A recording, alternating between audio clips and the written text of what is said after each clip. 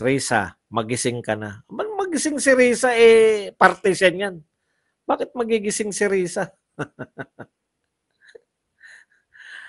Tumigil na sila nung may naiugnay na nila kay Duterte. Kung ako yan, gugurgurin ko talaga gumawa ng kahalayan na yan. Jen.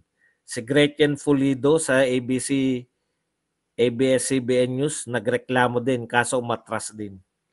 Oh, di ba? Meron po Meron at meron yan Kaya lang, kung mapagkalinga sana, bakit nga po pala, ang tanong ko lang, bakit po yung mga kababaihan na senador, bakit hindi po kayo concerned? Grace po. Ngayon kailangan yung mapagkalinga mo, artista, tatay mo, king of Philippine movies, dapat, di ba dapat ikaw yung, siguro kung may babae dyan na senador, no, na nagtatanong, yan kasi, Robin Padilla, hindi ko ano yan. Hindi ko yan susuportahan, kalaban yan. Dapat, yung mga mapagkalinga, at kayang barahin si Jinggoy. Para si Robin, parang wala nang magawa siya yung chairman, pwede naman, excuse me po, baka pwede po natin na, Mr. More pindot likes, kahit 10 nakalipas para sa rape victim, malamang hindi yun makakalimutan. Hindi mo makakalimutan yun.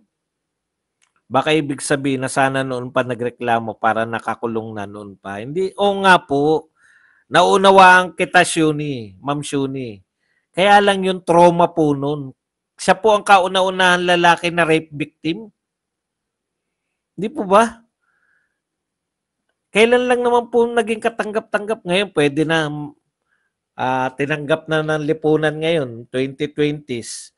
Tanggap na natin na may mga mahihinang lalaki na kayang gahasain ng mga bading. Noon po, 10 years ago, sa tingin nyo, may 15 years ago, ano sa tingin nyo kung lalaki ka at sasabihin mo, nirape po ako ng mga bading? 15 years ago, katawa-tawa po yun. Ikalawa, wawalan siya ng trabaho Gusto niya magkatrabaho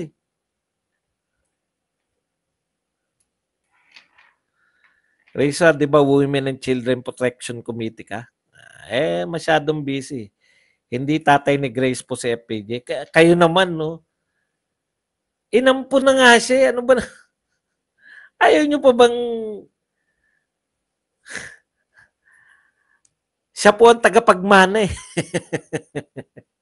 Kahit hindi pa po kayo maniwala na anak siya, siya po tagapagmana Oo nga po. Wala naman po dyan sa tunay at hindi tunay. Alam naman po natin ampun siya, di ba? Hindi na po yan, wag nyo po, pag po ba ampun, hindi anak ang tawag doon? Anak din yun ampun nga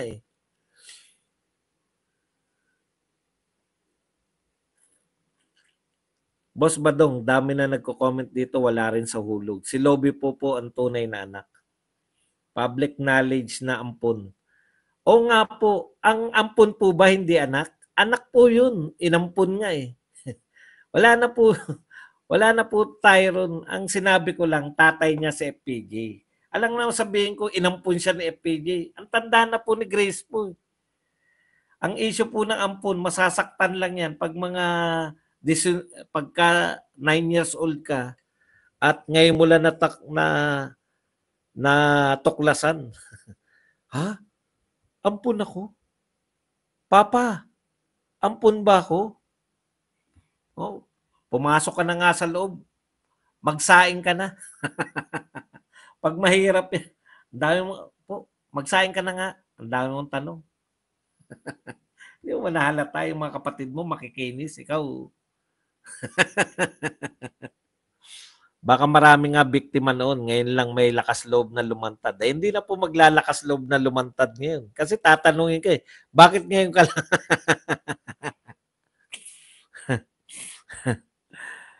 Hindi get sinabi nyo, Boss Buds, hari ng pelikulang Pilipino si FPJ, yung malasakit sa kabaro sa showbiz. Gustong sabihin ni Boss Buds. Yun po, 'di ba? Yung mga inaapi kasi yung tatay niya, mapagkalingayan sa maliliit eh. Lahat-lahat ng mga pati yung mga stuntmen, yung mapagkalinga po siya sa mga maliliit. Minsan na lang magkaroon ng achievement tong si Ontiveros. Achievement niya ba yun? Hindi niya nga achievement yun. Kung bakit pa kasi sa Senado pa, diretso na sana sa korte. Hindi po yun yung point eh. Lumantad po siya nung nabalitaan niya na merong nangyari kay Sandro Mulak. Nangyari din sa akin yan. Alam niyo yun, all this time kinimkim mo. Ewan ko lang kung nangyari sa inyo yun na kinikimkim niyo yung galit niyo. Sana ilalagay niyo rin sa sarili kung bakit lumantad si Gerald. All this time, sinasarili niya. Siguro napapanaginipan niya pa sa gabi yun. No? Paggising niya siguro, putya, ano ba bakit niya? Bakit nagkaroon ng ano rito ng pipino?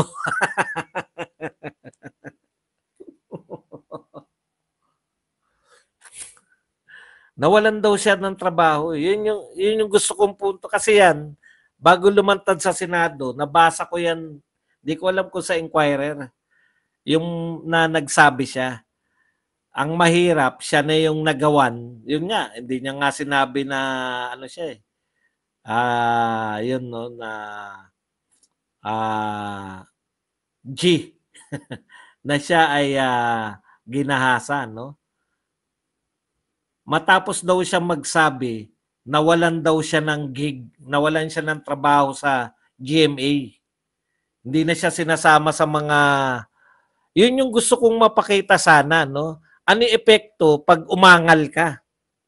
Ang epekto pag umangal ka, na mawawalan ka ng trabaho. Siguro ginagawa pa siyang, ang problema niyan, biro, biro lang yun. Siguro, yun yung gusto kong mapuntuhan nila na once na kumalaban ka, dun sa ginawa sa'yo, nilantad mo, nagreklamo ka sa kataas-taasan, tatanggalan ka ng trabaho. Mawawalan ka ng trabaho dahil naglakas loob kang kahit na ikaw ay may talent. Alam mo yun, talentado ka eh. O anong patunay na talentado si Gerald? Gerald Santos ba yan? O nakuha siya ngayon sa Miss Saigon. Hindi ka naman makukuha sa Miss Saigon kung basta ka lang singer eh. Hindi siya nakapagtrabaho dahil lang naglakas loob siya na sabihin yung nangyari sa kanya sa mga GMA executive. Yun po yung punto ko ron. Dapat yun yung mapakita dun sa Senate. Ito ang nangyayari sa mga tao na naglakas loob.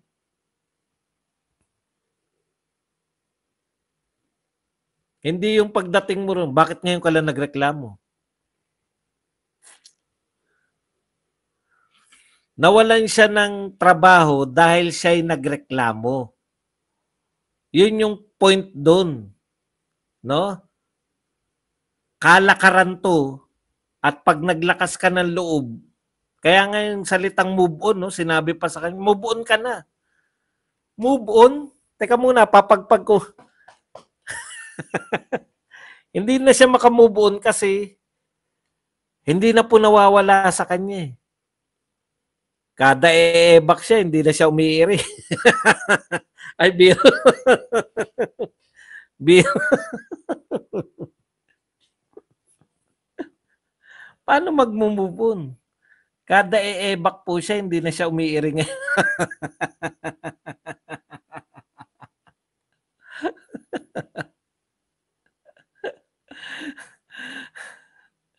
May nagpakape pa. Thank you very much kay Gracious.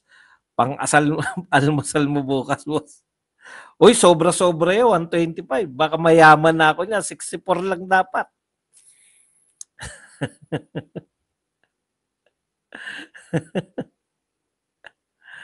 Ay, hindi nyo kayang takpan yun. Pag ang bulkan, takpan mo man yan, putya, lalabas yan.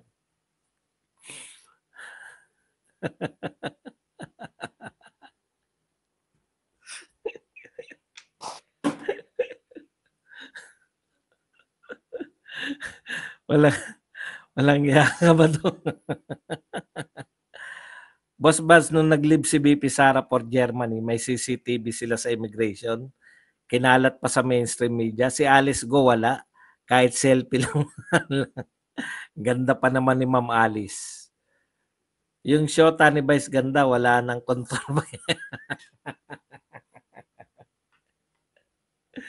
Eh di tapunan ng lupa. Iba na ba yung tunog? baka, baka magalit sa atin yung mga biktima. Pasensya na po kayo na pagkakatuan lang natin. Kasi hindi ko matanggap na ganun mauwi na parang may kasalanan pa siya, bakit ngayon lang siya lumantad?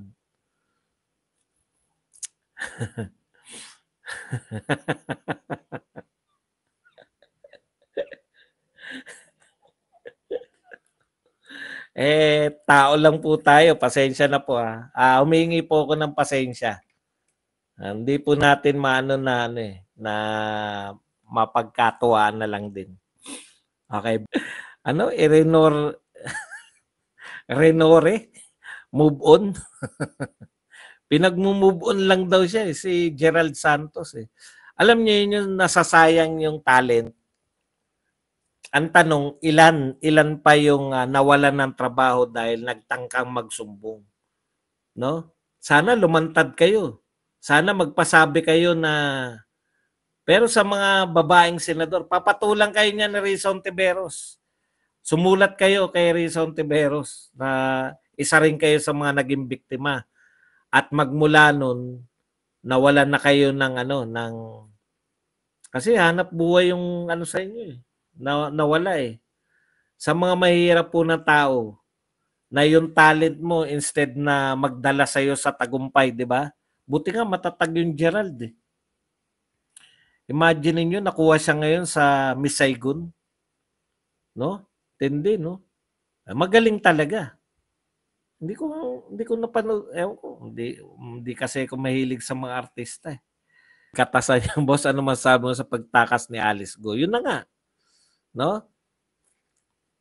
Sa akin, una, dapat imbestigahan nila paano total magaling mahilig sila sa investigasyon. Dapat may managot, no? Hindi pa pwedeng nakatakas. Ano yung ganun lang? Nakatakas lang? Dapat may managot. O ikalawa, dapat pag-isipan nila. Tuwing isasalang nila sa Senado, nawawala na yung 'di ba? Yung mga entrapment operation. Kasi kung walang entrapment operation, pag ikaw kasi pag criminal, hindi ko po sinasabing guilty sila. Ano man ang reason nila ng pagtatago, may mga reason sila, 'di ba? Oh.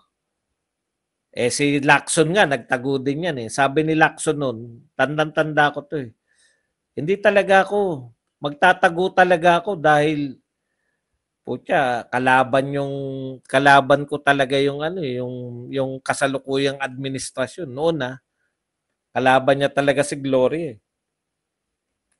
Tsaka siya lalantad pagka wala na si Gloria. 'Di ba ganun yung mentalidad? Hindi ba ganun din yung mentalidad ng iba? Yung iba naman, criminal talaga yung mentalidad.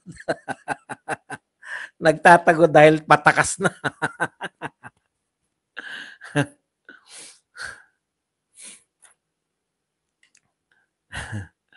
Tawa-tawa lang si Bading Aratulos. Nakikinig ka, nanonood ka pa rin dito. Galit na galit ka pala sa akin Boss Baz, hindi ka ba ka-close ng Banateros? Hindi po. Hindi po ako ka-close. Kasi mga po kami, maglulupa kami. Yung mga banateros kasi mga ano, mga sosyalin po 'yan, yung mga ayaw maarawan. Mga malalaki po silang mga channel eh. Yung mga kasama ko po yung mga maliliit na channel. Yung mga nagpapaaraw. Ayan. Boss Bad, si Robin in hit, anong masasabi mo? Marami talaga siyang kakulangan sa yung sa iba po, sa mga personal, wala po akong pakialam doon. Pero yung sa pagiging senador, lalo na sa pag-handle ng mga hearing, marami pa talagang kinakailangang matutunan si Robin Padilla. Kung tutusin, sir, si Sir Panelo magaling sa Senado. Eh kung tutusin, kaso hindi nananalo eh.